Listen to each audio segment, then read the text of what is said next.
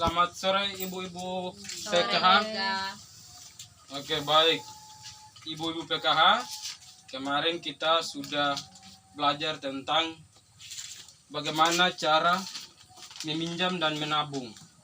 Nah, sekarang kita lanjut untuk bagian ini, yaitu cara cermat meminjam dan menabung. Ada yang tahu apa itu meminjam, ibu-ibu? Baik, sebelum kita mulai kegiatan pada sore hari ini, mungkin ibu-ibu sudah mengantuk ya. Jadi kita biar relaksasi, angkat kedua tangannya, terus remang-remang begini, ulangi lagi angkat kedua tangan, terus remas-remas. Oke, baik, terima kasih.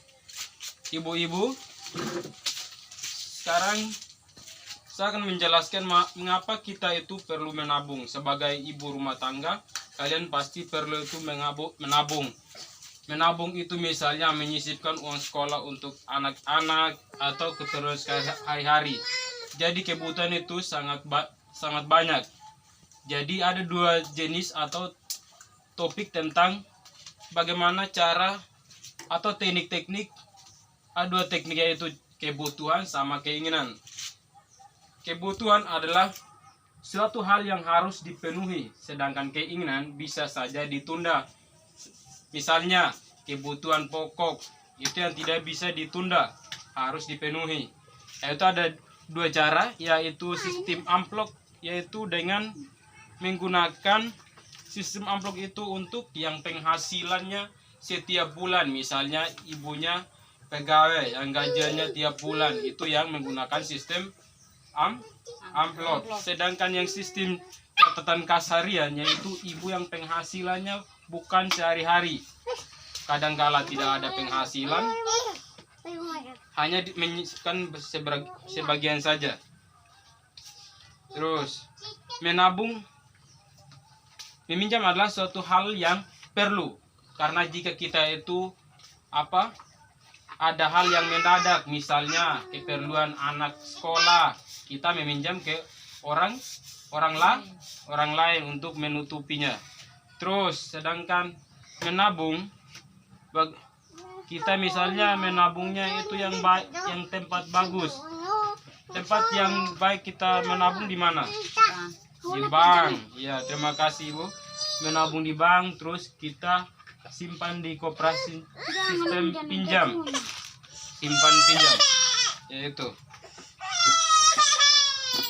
Terus kita lanjut ke contoh bagaimana cara menyisihkan uang setiap bulan supaya ada pada posnya. Yaitu ada dua sistem, yaitu sistem amplop yang penghasilannya itu setiap bulan. Misalnya ibu punya suami atau ibu pegawai itu tiap bulan menyisipkan uangnya ke amplop. Ada beberapa macam amplop yang digunakan, misalnya sistem amplop kertas, misalnya menggunakan botol atau apa ini, misalnya seperti ini, untuk menyisipkan uang di situ sebagai celengan, ya. Terus yang itu adalah tabungan untuk kita buat sistem amplopnya, misalnya tabungan untuk uang sekolah, atau misalnya di situ juga listrik punya, terus hutang, makanan sama arisan. Jadi bermacam-macam sistem amplop yang digunakan, ada bermacam amplop. Tabungan sekolah misalnya kita sisipkan uang sekolah untuk anak.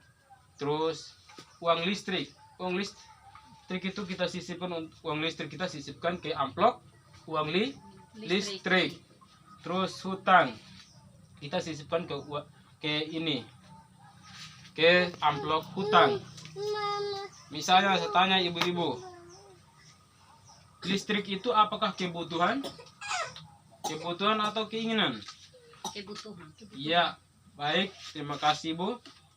Jadi listrik itu adalah kebutuhan, karena misalnya kalau listrik itu bersifatnya mendadak ya, atau cepat, kalau tidak ditangani maka akan gelap. Misalnya kita punya listrik tapi tiada pulsa, kalau kita tidak isi maka gelaplah kita. Itulah yang namanya kebutuhan setiap hari. setiap hari ya. Sedangkan hutang itu harus dibayar tepat pada waktunya yang sudah ditetapkan. Kalau tidak, misalnya contohnya kita orang Sumba atau Kodi, biasanya kalau lewat dari tanggal itu yang pastinya parang akan melayang di leher. Terus makanan itu adalah apa? Kebutuhan atau keinginan? Kebutuhan ya, karena makanan itu kebutuhan. Kenapa kita katakan kebutuhan? Karena dia merupakan, misalnya kita sisipkan uang di amplop untuk makanan atau beli beras yang seperti tadi. Terus arisan seperti yang di flip card di situ atau buku pintar menjelaskan tentang Ibu Lili sama itu. Ibu Lili itu contohnya, Ibu Lili lebih mengutamakan kebutuhan daripada keinginan anaknya Agus. Kenapa? Karena kebutuhan itu lebih bersifatnya ini harus ditangani, sedangkan keinginan adalah bisa dibatalkan atau ditunda dulu. Misalnya keinginan anak itu bisa saja ditunda. Misalnya yang keinginan itu yang bisa ditunda, kita mau beli pakaian, sudah biarkan dulu, jangan beli, nanti kalau apa ya baru beli. Sedangkan kebutuhan lebih penting, jangan utamakan pakaian ya. Terus bagaimana cara kita mengendalikan anggaran sama itu pengeluaran biar seimbang? Misalnya contohnya kita buat kios-kios kecil, bisa lebih cepat Bu atau pas? Ya, makasih. Jadi kita biar pengendalian anggaran atau pengeluaran sama pendapatan biar seimbang, kita buka kios. Misalnya kios kecil-kecil yang kita buat harus seimbang biar tidak ini. Pengeluaran sama pendapatan harus seimbang biar tidak ini. Misalnya kalau biar seimbang itu biasanya bapak-bapak yang rokok harus dikurangi. Itu akan merugikan, pengeluaran akan ini.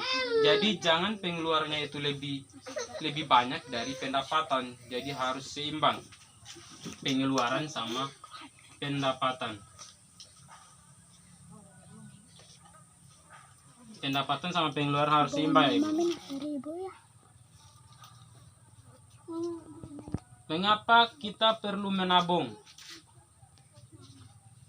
Ibu-ibu, kenapa kita perlu menabung atau meminjam uang?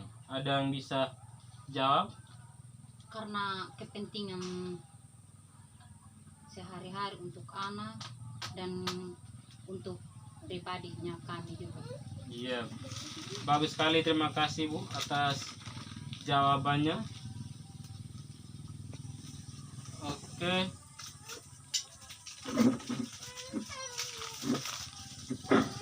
Mungkin seperti itu ya Bu, kita sudah belajar tentang bagaimana cara kita mengendalikan pengeluaran sama ini pengeluaran utang dan cara menabung. Maka minggu depan kita akan belajar tentang bagaimana meningkatkan pendapatan.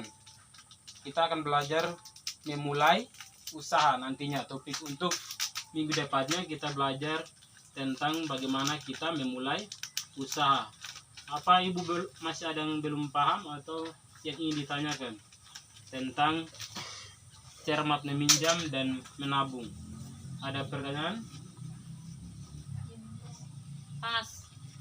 Pas. Ya, tidak ada lagi. Oke, baik. Terima kasih Ibu-ibu atas partisipasinya. Selamat sore. Sore.